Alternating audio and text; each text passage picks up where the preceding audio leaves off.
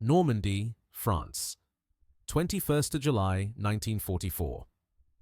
The sun hasn't yet burnt through the morning mist when Sergeant Thomas Richardson of the 79th Armoured Division climbs into what looks like a mobile garden shed mounted on tank tracks. Around him, the bocage hedgerows still smoulder from yesterday's artillery preparation. His crewmates call the vehicle the dustbin, and they're not being unkind. It genuinely resembles a rubbish bin that someone has welded onto a Churchill tank chassis and painted khaki. Richardson loads a circular drum into the weapon mount, checks the traverse mechanism one final time, and waits for the order to advance. What happens next will be talked about in hushed tones by German infantrymen for the remainder of the war. The weapon that Richardson commands is the Churchill crocodile, but his particular role centers on something even stranger.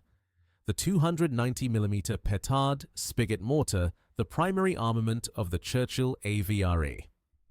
This weapon, which fired what soldiers nicknamed the flying dustbin, would prove that sometimes the most effective psychological weapon looks absolutely absurd until the moment it lands on your position. The problem facing British military planners in 1942 was brutally simple yet seemingly insurmountable. Conventional tank guns, regardless of caliber, were largely ineffective against the reinforced concrete fortifications that German engineers had perfected. The Atlantic Wall stretched from Norway to the Spanish border, bristling with pillboxes, bunkers, and casemates designed to withstand direct hits from naval artillery. Intelligence reports from Dieppe had confirmed what many feared. Attempting to storm such fortifications with infantry, supported by standard tanks, would result in catastrophic casualties. The disastrous raid of 19th August 1942 had cost nearly 4,000 Canadian casualties in a matter of hours, with tanks immobilized on the beaches and unable to neutralize defensive positions. Engineers attempting to place demolition charges were cut down before they could reach their objectives. The problem wasn't courage or determination, it was physics. A 75mm tank round, however accurate, simply lacked the explosive mass to breach 3 meters of reinforced concrete. Meanwhile, attempting to bring field engineers close enough to place explosive charges was tantamount to suicide. The British Army needed a weapon that could deliver enormous quantities of high explosive with precision from relative safety, and do so repeatedly. Existing solutions had all failed. Self-propelled guns lacked the direct fire accuracy needed. Infantry-carried demolition charges required men to cross killing grounds under direct observation. The challenge seemed impossible. Create a weapon powerful enough to demolish fortifications, mount it on a mobile platform capable of surviving the approach, and make it accurate enough to be worth the engineering effort. And crucially, develop it in time for an invasion that everyone knew was coming. The solution emerged from the Royal Engineer establishment at Christchurch, where a team led by Lieutenant John Donovan began experimenting with an unconventional approach. Rather than attempting to create a larger conventional gun, Donovan's team revived the spigot mortar principle, a design that had fallen out of favor in conventional warfare. The weapon they developed was the 290mm Petard, and it looked like nothing else in the British arsenal. The Petard worked on a principle that seemed backwards to conventional artillery doctrine. Instead of a barrel containing the explosive charge that propelled a projectile, the Petard consisted of a steel rod or spigot that fitted inside a hollow tail boom on the projectile itself. When fired, a relatively small propellant charge in the base of the projectile expanded, pushing against the spigot and launching the entire assembly forward.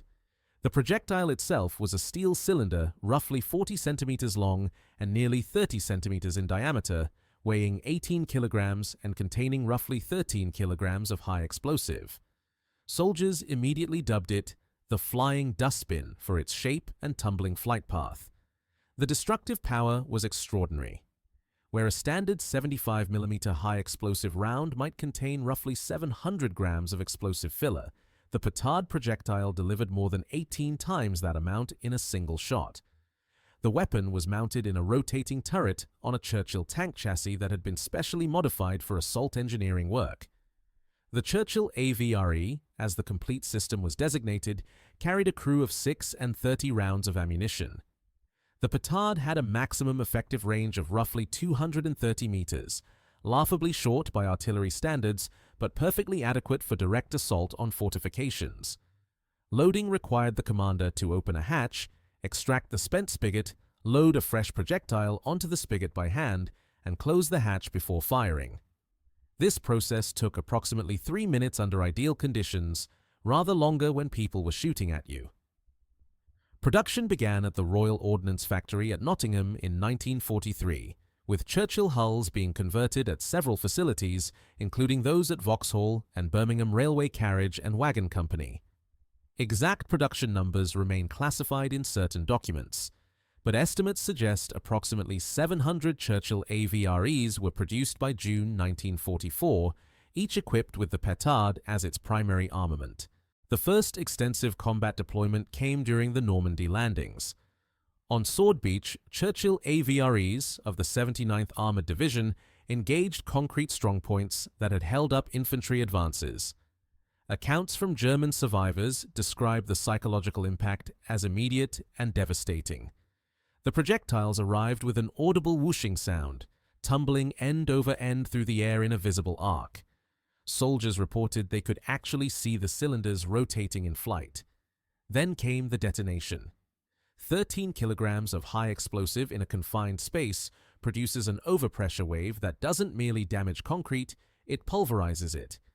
Observation posts that had withstood preliminary naval bombardment simply ceased to exist after 2 or 3 petard strikes.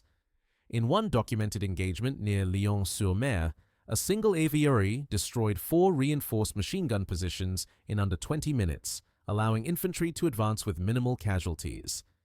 If you are finding this interesting, a quick subscribe helps more than you know. The weapon proved equally effective in urban warfare. During the fighting for Caen, AVRES engaged fortified houses that had been turned into strongpoints. The massive explosive charge of the petard could bring down an entire building if aimed at load-bearing walls. German forces, accustomed to the relatively predictable effects of conventional tank fire, found themselves facing a weapon that demolished their cover entirely. Psychological reports compiled by British intelligence officers interviewing prisoners suggested that the visible, tumbling approach of the projectile created a sense of helpless terror. Unlike artillery, which arrived without warning, soldiers could see the flying dustbin coming, but had neither time to evade nor confidence that their cover would protect them. Records from Operation Goodwood in July 1944 note that German positions engaged by petard-equipped AVREs were frequently abandoned before infantry assault, suggesting the weapon's reputation had begun to precede it. How did the petard compare to equivalent systems? The Germans had developed the Sturmtiger, mounting a 380mm rocket launcher on a Tiger tank chassis. This weapon delivered a 60-kilogram warhead with truly devastating effect.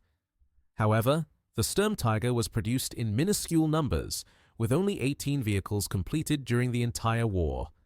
Its rocket-propelled ammunition was expensive, difficult to manufacture, and the weapon itself was mechanically unreliable. The petard, by contrast, used relatively simple ammunition that could be produced in quantity. Its spigot mortar design required no complex recoil mechanisms and could be maintained by unit armorers. The Americans developed the M4A3R3 assault tank, armed with a flame projector, and later experimented with demolition charges on extendable booms. Neither system offered the standoff capability of the petard. The Soviet Army relied primarily on close assault by tank-riding infantry with satchel charges, accepting enormous casualties in the process. The petard represented a uniquely British solution: practical, slightly eccentric in appearance, and devastatingly effective within its designed parameters. German intelligence reports from late 1944 specifically mention the Churchill AVRE and recommend immediate withdrawal from positions under engagement by the cylinder weapon.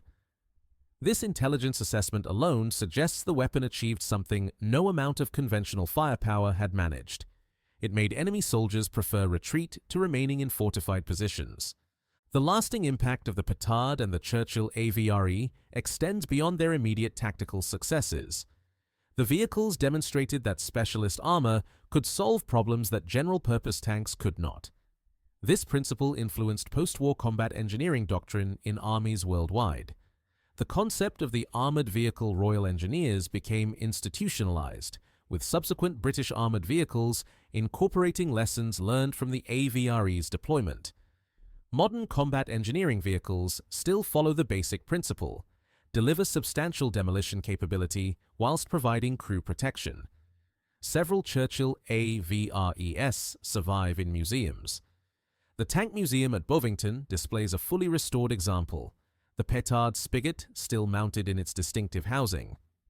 The Imperial War Museum North holds another specimen. These survivors stand as testament to British engineering innovation during a period when such innovation literally determined national survival. The psychological dimension of the weapon's design remains relevant to military planners. The visible, slow-moving projectile created fear disproportionate to its objective lethality precisely because it combined visibility with inevitability. Modern weapons, designed for speed and surprise, often sacrifice this psychological component. Return to Sergeant Richardson in the Norman hedgerows that July morning. The order comes through his headset. The Churchill AVRE lurches forward, its commander traversing the Petard towards a concrete bunker 200 meters distant. Richardson watches the ranging shot depart, tumbling through the morning air like an oversized beer barrel. 3 seconds later, the bunker's firing slit erupts in flame and dust. The second shot follows, striking the same location. When the smoke clears, the bunker has become a crater. The German infantry, who moments before had been firing from adjacent positions, are already running, hands raised, preferring capture to remaining under engagement by the weapon that looked like a joke until the moment it arrived. That was the genius of the flying dustbin. It looked ridiculous right up until it made you consider whether dying in your fortification was truly preferable to taking your chances as a prisoner of war. For thousands of German soldiers facing British assault engineers in 1944 and 1945, that calculation came down heavily in favor of survival. The weapon that everyone laughed at until they saw what it could do had achieved something remarkable. It made surrender seem reasonable. And, in total warfare, that was possibly the most devastating effect of all.